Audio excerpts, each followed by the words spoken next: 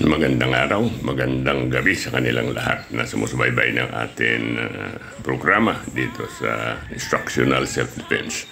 Sa araw nito ay meron naman tayong bagong isang pag-aralan at ituturo ko sa inyo kung paano tayong kukunin ang isang atake o yung umahawak sa likod. Kaya ngayon po, ito ang atin gagawin at papakita at sundan nyo ako para matuto tayo. Ngayon, pag hinahawakan sa likod, ito po ulit, tandaan nyo, ito ay basic lamang. Ito ay sa mga beginners, no? Basic lang ito. Pag hinahawakan ka ito, para masundan natin, ito dahan-dahanin muna natin. Ayun, hakbang ka sa kanan, kapag kanan pa na sa harap, ayun, push forward, o ilabas mo ang kaliwang paa mo doon, kuha mo yung kaliwang kamay niya, yan. Tapos, yun. Tingnan nyo, hawakan nyo ng kaliwang kamay. Din, hips. At sa likod, pihit. Bali yan. Yan tinatawag na raise outward twisting 2. Ngayon, may exercise tayo ng ganyan. Yan para doon yan. No? Para tumibay yung ating wrist.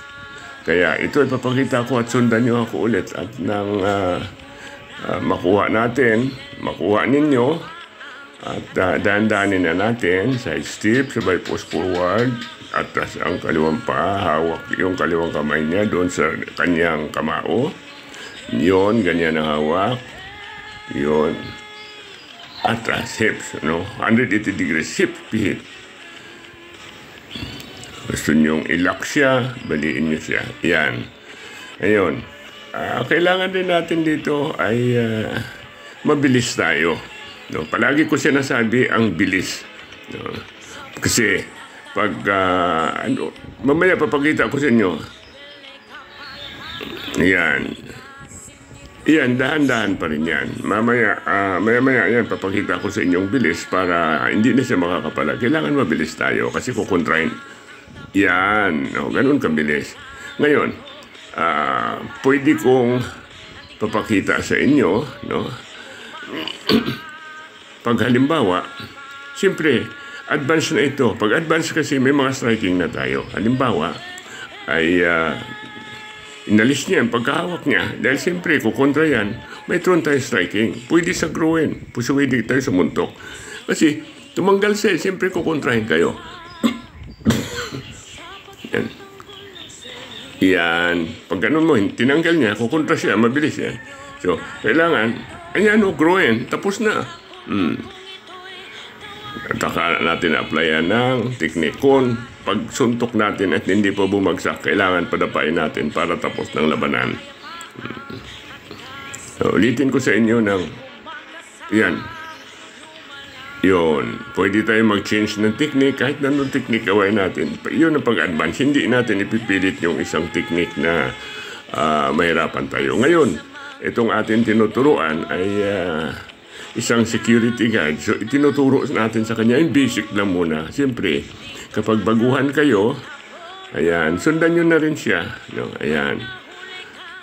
Ituro natin sa kanya, kasi kailangan niya daw, sa bilang isang security guard, kailangan marunong ka sa self-defense. Para, alam niyo naman, ang trabaho ng security guard, no? Mahirap, no? Kasi tagabantayan ng isang property. Kaya mayroon mga magnanakaw dyan, mayroon mga masasamang halimbawa, nahuli niya isang magnanakaw, lumaban sa kanya, kailangan marunong ka. So, kailangan natin ang marunong tayo na self-defense bilang isang security guard. Yan, okay. Yan, hawak. Tingnan nyo. No?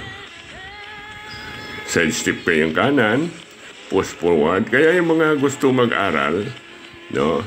PM lang kayo, o di kaya, pumunta kayo sa mga alam na kung saan ang aking location. Dito lang tayo sa Quezon City, Batasan Hills, no? Nasa Phil&Beach 2. Kaya yung mga mahilig dyan at gustong personal na maturuan natin, punta lang kayo para mas madali kayo matuto.